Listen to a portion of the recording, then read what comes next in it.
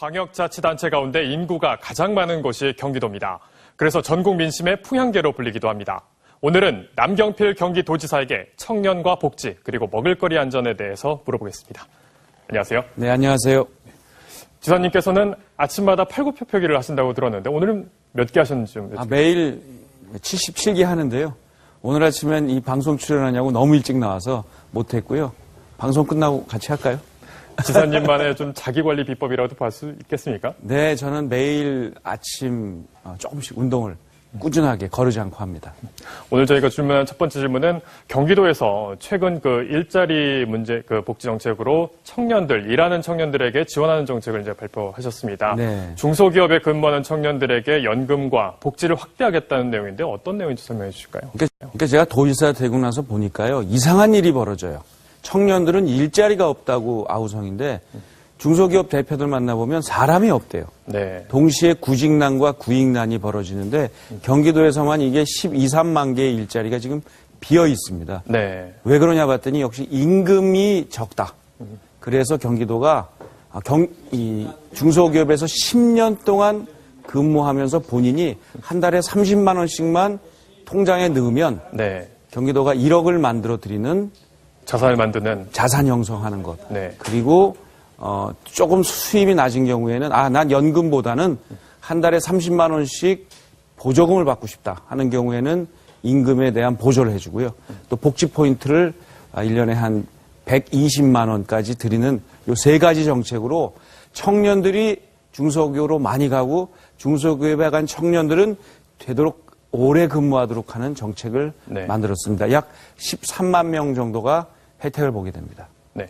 문제는 청년들이 이제 중소기업을 얼마나 택할 것이냐 하는 문제인데요. 네. 중소기업에 이제 종사하다가 이제 경기도가 주는 혜택만 받고 또 다시 대기업으로 갈 수 있는 그런 여건도 있는데 장기적인 안목에서 이게 대안이 되실지 여쭙겠습니다. 그래서 이제 10년 연금입니다. 10년을 중소기업에 근무를 해줘야 이 상품이 만기가 돼서 1억을 받을 수가 있는 거고요. 중간에 그만두게 되면 해지가 되죠.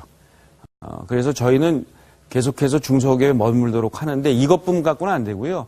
사실은 주거 정책이 굉장히 중요합니다. 네. 안정적인 주거를 앞으로 중소기업에서 3년 이상 근무하면 우선 입주할 수 있는 이런 따복주택, 저희가 10,000호 건설을 지금 하고 있는데요. 네. 이런 정책들이 함께 연결이 돼야 중소기업으로 가고요.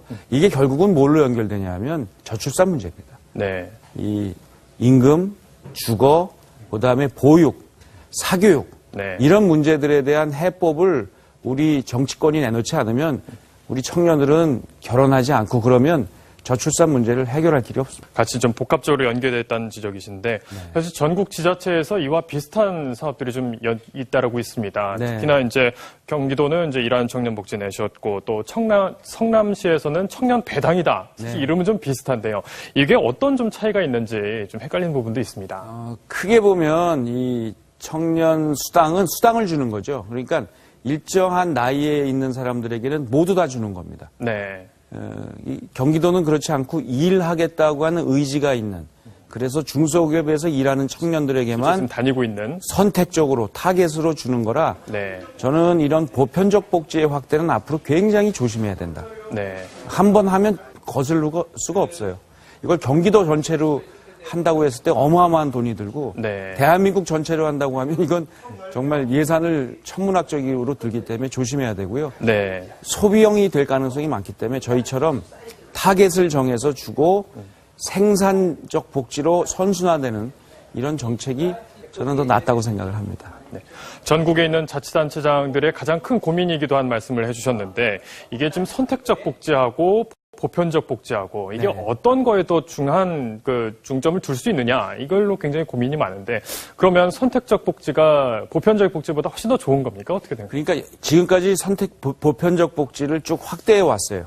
그러면서 어디까지 왔냐면 우리가 무상 급식 네. 그리고 이 무상 보육까지 했거든요. 네. 근데 기억나시겠습니다만 누리과정을 뭐 지자체가 낼 거냐, 네. 교육청이 낼 거냐, 교육부가 낼 거냐 놓고 한바탕 싸웠잖아요. 네. 그 이유가 뭐냐면 결국은 예산 부족이에요. 네. 그러니까 지금도 부족한데 앞으로 효율적으로? 계속해서 보편적 복지를 늘려나가면 좋죠. 네. 그럼 세금을 더 걷어야 될 거예요.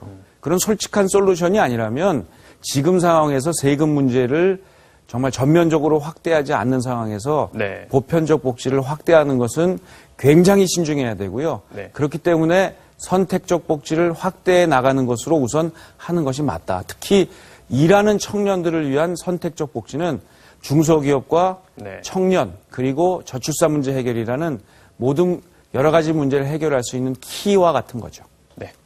다음은 먹을거리 안전입니다. 살충제 달걀로 굉장히 좀 양계농민뿐만 아니라 국민들도 좀 크게 좀 피해를 보는데 경기도에서도 많은 농가가 살충제 달걀 성분이 좀 나왔습니다. 네. 어떻게 좀 근본적인 해법 없겠습니까? 그러니까 쉽게 얘기하면 옛날과 같은 닭장 있잖아요. 네. 재래식 닭장 막 띄워놓는데 네. 그런 데서 사는 닭은 굉장히 건강해요. 근데 이게 키울 수 있는 마리수가 10분의 1밖에 안 됩니다. 네. 그러면 가격이 올라가겠죠. 네. 그래서 건강한 닭을 키워서 거기서 달걀이 나오고 고기를 먹으면 좋은데 네. 그렇게 됐을 경우에는 가격 상승이 반드시 옵니다. 그래서 그것에 대해서 동물복지농장을 도입해서 가격 상승이 오고요. 네. 또 하나 이제 경기도에서 하려고 하는 것은 이게 너무 올라가기 때문에 소비자 지금, 부담이 되지 않겠습니까? 예, 케이지형 중에 네. 지금처럼 닭의 밀도가 높은 게 아니라 그러니까 닭의 행복을 추구할 수 있는 정도의 밀도로 네. 넓히고 시설을 현대화한. 네. 그래서 행복 농장으로 추진을 해서 가격 상승을 그렇게 많이 가지 않고도 아주 건강한 달걀을 먹을 수 있는 시스템을 지금 경기도에선 도입하고 아예 법을 만들어서 시행을 하고 있습니다. 좀 특이할 점으로 이번에 사실 좀 공분을 샀던 게 친환경 인증을 받은 달걀 농가에서도 문제가 났던 건데 G마크가 찍혀 있는 달걀에서는 한 번도 나오지 않았다고 하더라고요. 짧게 한번 설명 좀 예, 인증이고요. 거기에 대해서 책임을 지려는 관리 철저히 하면 아무래도 먹거리 안전은 지킬 수 있다고 생각합니다. 경기도 먹을거리 안전 우리 국민들이 믿어도 되는 거예요? 네, G마크 찍힌 농산물은 믿으셔도 됩니다. 아주 안전합니다. 네, 알겠습니다. 오늘 말씀 잘 청해 들었습니다. 네, 고맙습니다. 감사합니다. 네.